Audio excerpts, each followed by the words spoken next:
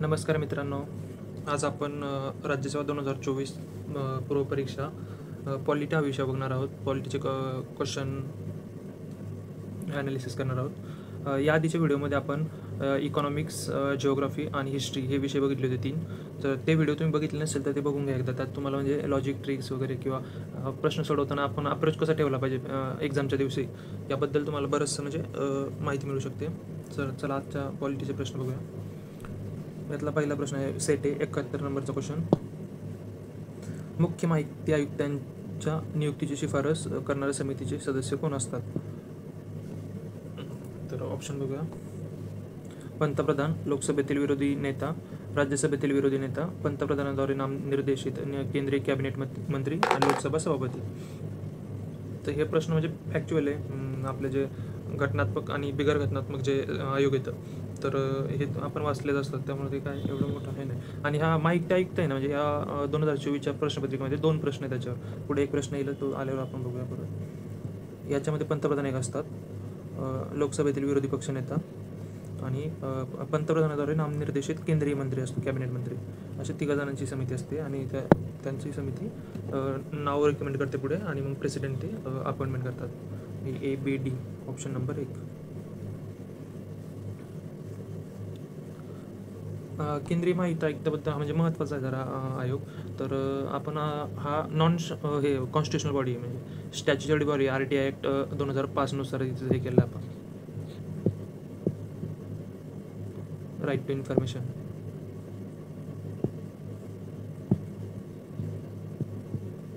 यानुसार आलेला तो. त्यांच्या अध्यक्षांचं वय आहे ना 3 वर्ष. त्यांचा कार्यकाळ म्हणजे 3 वर्ष किंवा वयाचे 65 वर्ष पूर्ण होईपर्यंत असतं. आणि ते रिअपॉइंटमेंटसाठी परत हे नसतात, म्हणजे पुन्हा म्हणजे ते अपॉइंट होऊ शकत नाहीत. आणि जर ते पण ते केंद्रीय माहिती आयुक्त जर असतील, म्हणजे अध्यक्ष सोडून इतर असतील सदस्य, तर ते टोटल म्हणून हे 3 प्लस अजून 2 वर्षापर्यंत होऊ शकतात. म्हणजे सदस्य अध्यक्ष होऊ शकतात आणि त्यांचा टोटल कार्यकाळ 5 वर्षापेक्षा जास्त असायला पाहिजे. हे एक लक्षात ठेवा तुम्ही. बाकी अध्यक्ष परत नाही, म्हणजे कुठं रिअपॉइंटमेंट होऊ शकत नाही. त्याचे सदस्य होऊ शकतात 2 वर्षापर्यंत अध्यक्ष होऊ शकतात. पण त्यांचा टोटल मिळून कार्यकाळ 5 वर्षांच्या पुढे नाही गेला पाहिजे.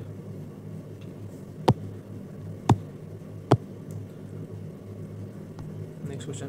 भारताच्या राज्यघटनेतील कोणत्या कलमात भारताचे नियंत्रक आणि महालेखा परीक्षक या पदाची तरतूद केली आहे? डायरेक्ट इथं कलम विचारले. तुम्हाला माहीत म्हणजे असेल नसेल तर बघूया आपण. हे बघा आता इथं 148, 243, 343, 266 आणि 248. तर या पेपरमध्ये तुम्ही अजून एक बघू शकता. आपला पुढे एक क्वेश्चन येईलच आता, म्हणजे तो या 266च्या रिलेटेड आहे थोडंसं, म्हणजे डायरेक्ट नाही आहे पण आहे. आणि हे आता इथं कलम 148 तुम्हाला काहीच माहीत नसेल तर इथे 48 दिला आहे, इथे 48 दिला, 248, इथे 148 पहिल्या ह्याच्यात. तर याचा आन्सर 148 आहे. म्हणजे कॅकचं आपण सर्वांना माहीतच असं. 148 ते 151 पर्यंत असे 4 कलम आहेत. ते घाईत आपण कधी काय आहे ना, म्हणजे 248 मारून येतो, माहीत असतं आपल्याला, पण असं कन्फ्युजन होतं कधी. आणि आपण म्हणजे हा ठीक आहे माहिती आहे मला एकदम जास्त आपण अतिउत्साहामध्ये ना हे होऊ शकतं कधी. असं बऱ्याच जणांचं झालं आहे, माझ्या मित्रांचंही झालं आहे असंच. तर इथं फक्त लक्ष देऊन जरा. आणि जर तुम्हाला काहीच माहीत नसेल तर मग जवळची आपली जी ट्रिक आहे लॉजिकची, की 2 कुठले तरी ऑप्शन असे त्यांनी एकदम जवळ दिलेले असतात. मग इथे बघा 48, इथे 48 आहे. ऑप्शन नंबर 1 आहे त्याचं उत्तर. हे महत्त्वाचे कलम आहेत काही, हे तुमचे पाठ पाहिजेत म्हणजे आपल्या सर्वांना. Next question. केशवानंद भारती खटल्याबाबत खाली विधान विचारात घ्या. चला ठीक आहे. जेवढा क्वेश्चन मोठा असेल ना तेवढा तो इझी असतो. म्हणजे प्रश्न मोठा आहे म्हणून तुम्ही लगेच घाबरून जायचं नाही किंवा म्हणजे एकदम असं हायपर व्हायचं नाही कधीच. पेपरमध्ये जर आपण त्या 2 तासाच्या वेळेत हायपर जर झालो आपण, तर म्हणजे येत असेल आपले लॉजिक किंवा हे म्हणजे बरोबर यायचे प्रश्न सुद्धा आपले चुकायचे चान्सेस भरपूर वाढतात तिथं. त्यामुळे अजिबात हायपर व्हायचं नाही. प्रश्न जेवढा मोठा तेवढा तो सोपा असतो. तुला ते 1 लाईनर क्वेश्चन आहे ना ते अवघड असतात जास्त. म्हणजे तिथं तुम्हाला येत आहे किंवा नाही येत. इथे आहे ना हे मल्टी लाईनर प्रश्न असतात. इथे आपल्याला एलिमिनेशनला खूप स्कोप असतो. त्यामुळे मग प्रश्न व्यवस्थित वाचून घ्यायचा आहे. ठीक आहे चला. फर्स्ट स्टेटमेंट काय आहे? सदर खटला भारताचे सरन्यायाधीश A.N. रे यांच्या नेतृत्वाखाली 13 न्यायमूर्तींच्या घटनापीठापुढे चालवला. 7 विरुद्ध 6 न्यायमूर्तींच्या बहुमताने घटनापीठाने मूलभूत संरचनाची बेसिक स्ट्रक्चर ऑफ डॉक्ट्रिन रूपरेषा दिली. या खटल्याने गोलकनाथ प्रकरणातील निर्णय बदलला. सदर खटला न्यायालयीन सक्रियतेचे उदाहरण म्हणावे लागेल. बरं ठीक आहे. आता जर तुमचं बेसिक अभ्यास असेल थोडासा म्हणजे पॉलिटीचा, तर बेसिक याच्यावर पण आपला प्रश्न सुटतो. म्हणजे पहिल्याच्याच येते ना, त्यांनी हे बघा इथं हे सरन्यायाधीश A.N. रे यांच्या नेतृत्वाखाली चालवलं गेलं. तर नाही, हे A.N. रे नाही. तुम्ही जर पॉलिटी वाचला असेल लक्ष्मण सरांच्या बुकमधून किंवा इतर कुठूनही, लक्ष्मण सरांच्या बुकमध्ये जे दिलेलं आहे, म्हणजे बाकीचं मला माहीत नाही, मी त्याच्यातून वाचलेलं आहे. तेव्हा काय झालं माहिती आहे, म्हणजे आपल्या सर्वोच्च न्यायालयाची सिस्टीम काय आज पण, की जे सर्वात ज्येष्ठ सर्वोच्च म्हणजे ज्येष्ठ हे असतील, काय म्हणतात आपण, न्यायाधीश असतील, आपण त्यांना म्हणजे अपॉइंट करतो की चीफ सुप्रीम कोर्टचे चीफ जस्टिस ऑफ इंडिया. पण या केसमध्ये काय झालं इथे,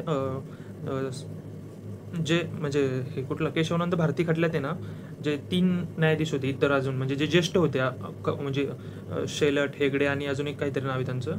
तर हे 3 ज्येष्ठ होते, पण तरी त्यांची ज्येष्ठता डावलली, कारण त्यांनी हा केशवानंद भारती खटल्यामध्ये निर्णय दिला होता. आणि त्यांच्यानंतर म्हणजे ह्या निर्णयाच्या नंतर हे सरन्यायाधीश झालेले. तर म्हणजे आपल्याला इथंच हे कळतं की हे आहे ना नंतर झाले, तर खटल्याच्या नंतर A.N. रे. म्हणजे आपण इथंच एलिमेंट करू शकतो, ए गेला कारण A.N. रे तेव्हा सरन्यायाधीश नव्हते, ते नंतर हे खटल्याच्या नंतर A.N. रे सरन्यायाधीश झाले.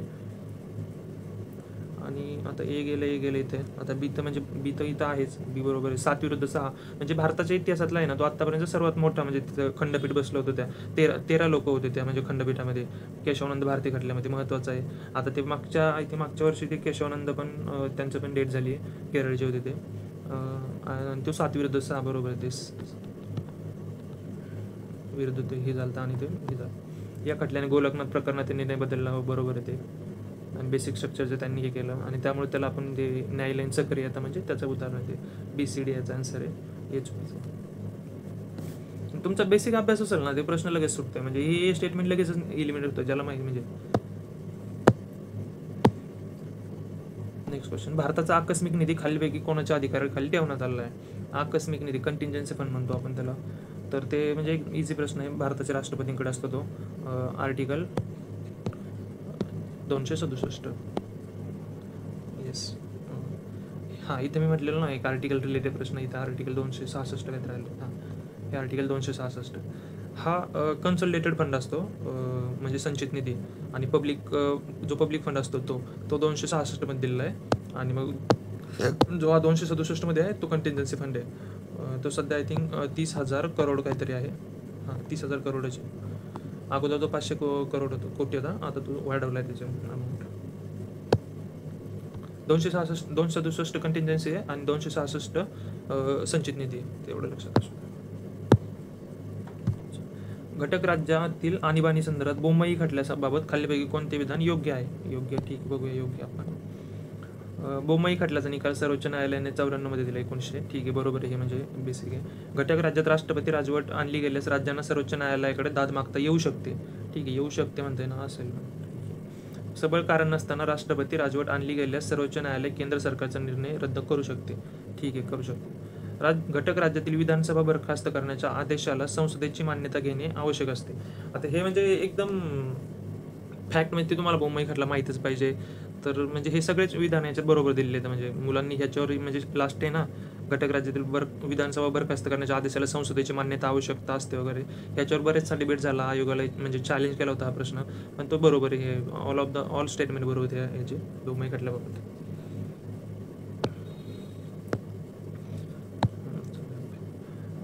अयोग्य जोडी ओळखायची आपल्याला इथे. 22 जुलै 1947 संविधान सभेद्वारा राष्ट्रध्वजाचा स्वीकार. बरोबर आहे, राष्ट्रध्वज आपण तेव्हा स्वीकार केला होता.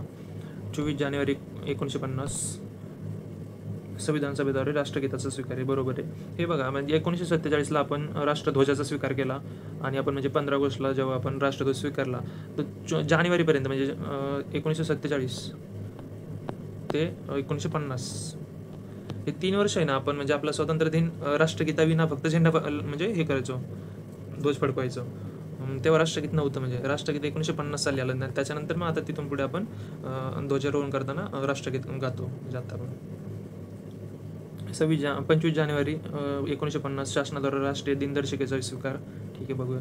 म्हणजे आपल्याला जे अगोदर माहिती आहेत ना, ते आपण एकदा म्हणजे कन्फर्म करून घ्यायचे. त्याच्यानंतर आता इथे अयोग्य विचारले, त्याच्यानंतर बघूया आपण अयोग्य म्हणजे यातलं कुठलं वाटतं. हे तर आपल्याला माहिती आहे, पहिलं स्टेटमेंट हे बरोबर आहे. दुसरंही माहिती आहे आपल्याला की तेव्हा आपण राष्ट्रगीत स्वीकारलं.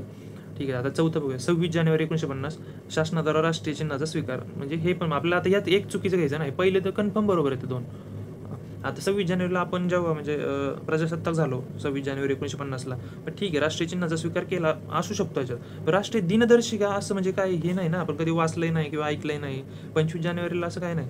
25 जानेवारीला हां दुसरा एक 25 जानेवारीला आपण निवडणूक आयोगाची स्थापना केली, बरोबर. आणि राष्ट्रीय निवडणूक आपण मतदार दिन पण 25 जानेवारीच 25 जानेवारी सेलिब्रेट करतो आय थिंक. एकदा तो कन्फर्म करून घ्या फक्त तुम्ही हे. आणि राष्ट्रीय दिनदर्शिका वगैरे असं काही आपण केलेलं नाही, म्हणजे एकदम प्रजासत्ताक व्हायच्या आदल्या दिवशी वगैरे. हे नंतर काहीतरी 1957मध्ये गेलेलं आहे आपण राष्ट्रीय दिनदर्शिका.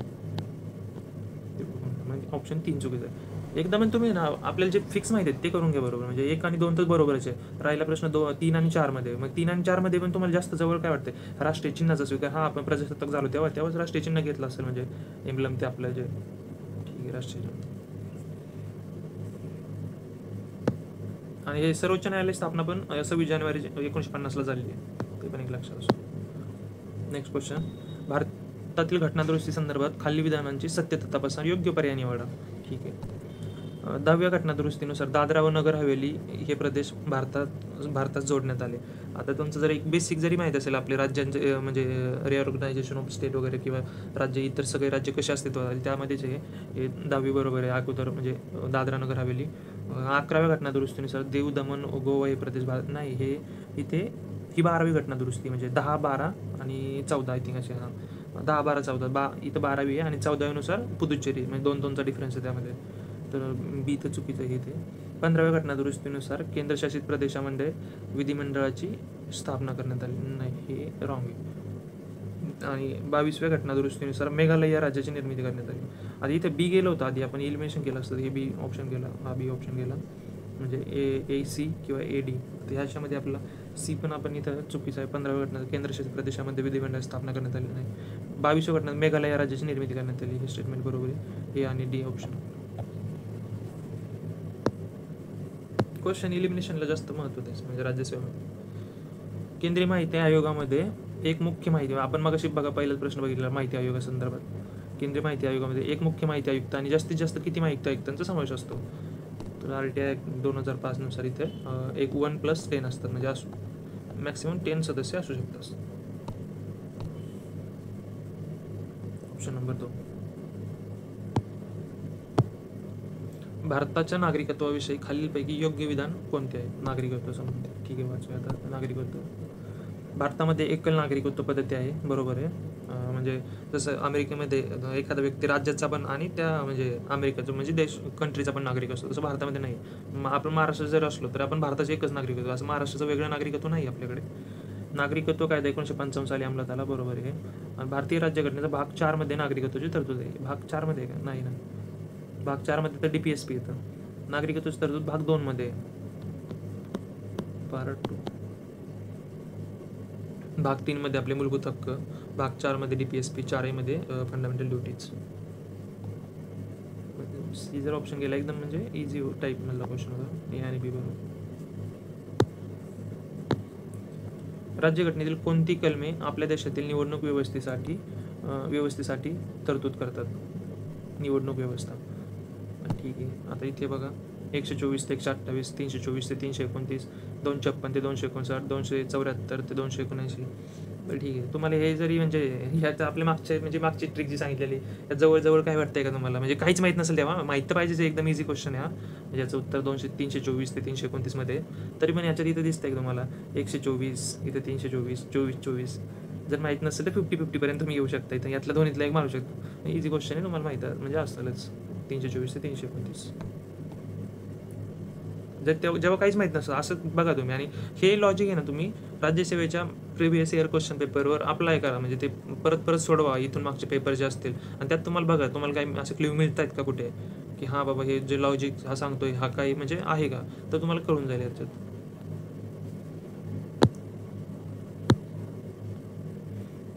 नेक्स्ट. भारतीय राज्यघटना धर्मनिरपेक्ष राज्य स्थापित करते म्हणजेच.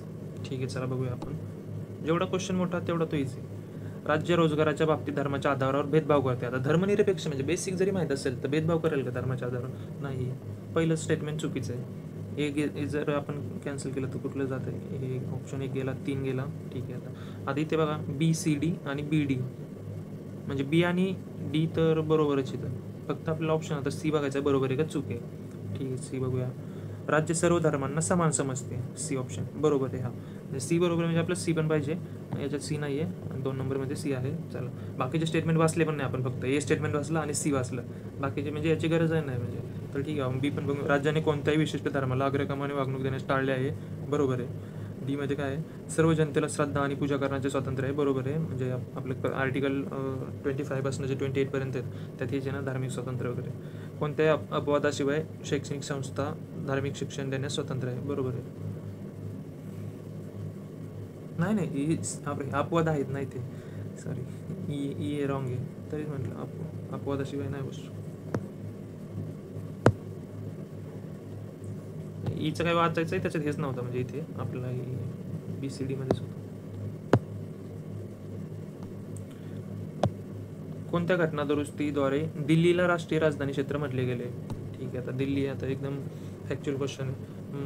तुम्ही घटना दुरुस्ती जर वाचले असतील त्यात करून जाईल. 69वी घटना दुरुस्ती आहे, 1991 आहे ती. हां, 1991 आपण दिल्लीला हे केलं. आणि त्याचं का आर्टिकल किती आहे, आर्टिकल 239A आणि त्यानुसारच मग तिथे 70 सदस्य तिथल्या विधानसभेमध्ये. आणि तिथे त्या 70च्या 10% म्हणजे दिल्ली विधानसभेच्या 10% तिथं हे मंत्रिमंडळ त्यांचं. बाकीच्या ठिकाणी कसं 15% असतं म्हणजे सदस्याच्या, तिथं 10% म्हणजे 7च मंत्री तिथे. 7 अजून काय. ठीक आहे,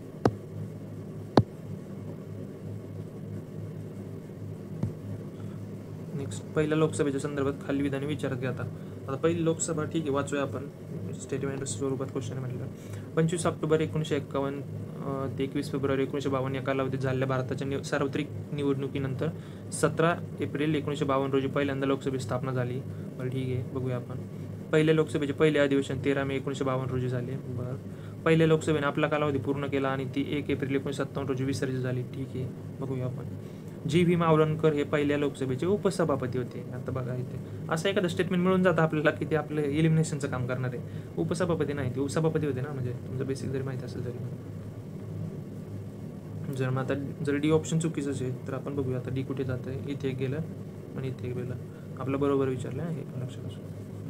तर आता ए किंवा AB, तर आपण ॲप्रोच बघितलेलं मागे, म्हणजे जे असेल मॅक्सिमम म्हणजे सर्वसमावेशक ठिकाणी जायचं आपण. जर बरोबर विचारलं आहे ना तर जास्तीत जास्त पर्याय जिथे मिळतील आपल्याला असं ऑप्शन घेऊन चालायचं. तर आता इथं ए आणि AB दोन्हीपैकी काय आपण जे ठीक आहे, पहिल्या लोकसभेचे अधिवेशन 13 मे 1952 रोजी सुरू झाले, झालं असेल, बघूया. चला, बी मारून टाका.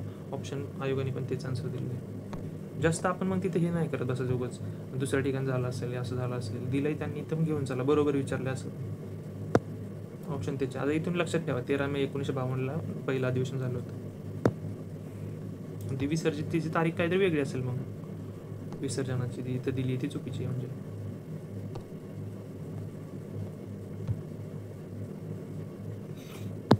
नेक्स्ट क्वेश्चन,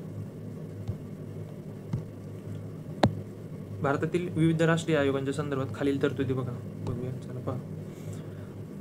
भारतीय राज्यघटनेच्या कलम 239 नुसार अनुसूचित जाती आणि जमातीसाठी राष्ट्रीय आयोगाची स्थापना करण्यात आली आहे. 1 मिनिट इथंच थांबा. आपण मागच्या 2023चा जो क्वेश्चन म्हणजे व्हिडिओ आपण त्यात बघितले, ॲनालिसिस केला, 2023लाच प्रश्न आला आहे की अनुसूचित जातीसाठीचं कलम कोणतं विचारलं त्यांनी. जर तुम्ही म्हणजे PYQ जर तुमचं होल्ड असेल तर म्हणजे प्रश्न कसे सुटतात आपल्याला किंवा प्रश्न फ्रेम कसे होतात नंतर नेक्स्ट इयरसाठी, तर त्यांनी विचारले ना अनुसूचित जातीसाठी. मागच्या वेळी त्यांनी डायरेक्ट आर्टिकल विचारले, तर त्या आर्टिकलचं आपण रील पण टाकली आपल्या चॅनलवर, तुम्ही बघू शकता. ते 338 आहे ना, हे येतच चुकीचं आहे. मग इथं बरोबर विचारले ना आपला आधी, हे बरोबर चूक बघून घ्या. मग हे चुकीचं आहे. ऑप्शन कुठले एलिमेंट आहे, पहिला गेला आणि तिसरा गेला. ठीक आहे, आता इथं B आणि D आहे, इथं B आणि C आहे, म्हणजे B तर बरोबरच आहे. ठीक आहे, आपण B वाचायची गरज नाही. आता C आणि D मध्ये बघायचं आपलं. तर C बघूया. राष्ट्रीय अल्पसंख्याक आयोग अधिनियम 1992 नुसार राष्ट्रीय अल्पसंख्याक आयोगाची स्थापना करण्यात आली. ठीक आहे. 27 डिसेंबर 1993 रोजी राष्ट्रीय मानवाधिकार आयोग स्थापन करण्यासंदर्भात अध्यादेश काढण्यात आला. आता एक आपण सायकोलॉजिकली विचार करूया. C आणि D मध्ये जर तुम्ही जर इथं फ्रेम केलं तर चुकवायचे चान्सेस जास्त कुठे आहेत, म्हणजे जास्त चान्स कुठे आहे की आपण इथे चुकू शकतो. तर ह्या डेटमध्ये आपण चुकू शकतो ना. 27 डिसेंबर आहे, अजून कुठली डेट आहे इथं? तसं काही नाही. राष्ट्रीय अल्पसंख्याक आयोग अधिनियम 1952, म्हणजे जरी बेसिक तुम्हाला माहीत असेल, राष्ट्रीय महिला आयोगाचा अधिनियम 1990 आहे, 92ला स्थापन झालेलं आहे. तसं हा अधिनियम 1992चा, हा ठीक आहे, राष्ट्रीय अल्पसंख्याक आयोगाची स्थापना करण्यात आली. आणि 27 डिसेंबर ही डेट काहीतरी इथं चुकलेली आहे एकदम, म्हणजे एकदम त्यांनी किती फॅक्च्युअल डेट विचारली आहे. 27 डिसेंबर नाही, ते 12 ऑक्टोबर असं काहीतरी तो डे, तेव्हा राष्ट्रीय महिला आयोगाची स्थापना झाली आहे, तो अध्यादेश काढलेला. त्याचा आन्सर येतं आहे बी आणि सी. म्हणजे जर आपल्याला असं माहीत नसेल, काहीच माहीत नसेल, तर तुम्ही हा विचार करा की मग इथं याच्या दोन्ही चुकू कुठे शकतात ते, तर इथे चुकवलं आणि तेच आहे. हा माझ्या लॉजिकने असंच बरोबर राहिलं. एवढे डेट वगैरे आपल्याला माहीत असू शकत नाहीत ना.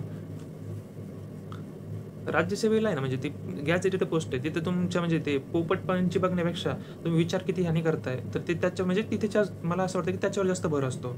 तुम्ही म्हणजे एखाद्या त्यांनी वेळ पण जास्त दिला तुम्हाला. कंबाईनला 100च प्रश्न येतं, मग वेळ 60च मिनिटं आहे. मग तिथे पोपटपंची पाहिजे तुम्हाला, म्हणजे सांग कामे टाईप, म्हणजे लगेच प्रश्न पाठ आहे का नाही नाही तर चल पुढे पटकन. तसं राज्यसेवेला 2 तास दिले, त्याच्यावर तुम्ही वेळ करून विचार करून आन्सर द्या क्वेश्चनचं. त्याची पोस्ट पण तशीच आहे ना, त्याच्या क्लास 1 क्लास 2च्या पोस्ट सगळ्या गॅझेटेड ऑफिसर. सगळ्यांना येत नसतं, ज्याच्यात म्हणजे त्या परिस्थिती जो हँडल करतो तर तो म्हणजे हे. कोणते कलम उच्च न्यायालयांना मूलभूत अधिकारांच्या अंमलबजावणीसाठी निर्देश जारी करण्याचा अधिकार देते? तर ठीक आहे, आता म्हणजे हे सगळं घिसापिटा प्रश्न एकदम बेसिक, म्हणजे प्रत्येक याच्या आधी 4-5 वेळेस येऊन गेला हा प्रश्न.